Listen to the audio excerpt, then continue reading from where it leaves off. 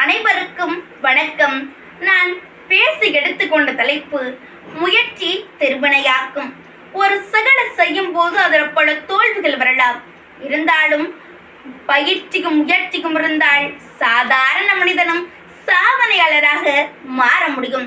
கலங்காது கொண்ட வினைக்கண் துலங்காது தூக்கம் கடிந்து செயல். ஒரு செயலை செய்வதாக துணிந்து விட்டால் அச்செயலை தளர்ச்சி இல்லாது காலம் நீட்டிக்காமல் செய்தல் வேண்டும். இதை பத்தி இன்னைக்கு ஒரு குட்டி கதை தான் பார்க்க போறோம்.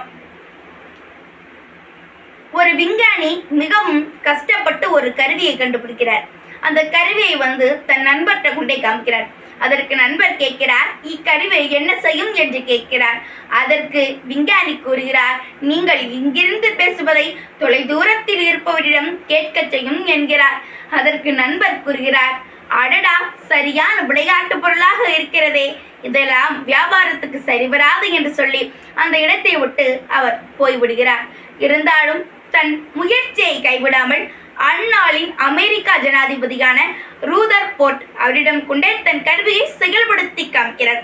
அதற்கு ஜனாதிபதி கூறுகிறார், நீங்கள் கருவி நன்றாகத்தான் செயல்படுகிறது, ஆனால் இது மக்கள் பயன்பாட்டிற்கு சரிவராது என்று சொல்லி அவரை சமாதானப்படுத்தி அனுப்பிவிடுகிறார். இது கூட பரவாயில்ல, தன் நண்பர்களே இது சாத்தான் செய்யும் வேலை, கண்டுபிடிப்பல்ல என்று அவரை கேலி கிண்டல் செய்திருக்கிறார்கள்.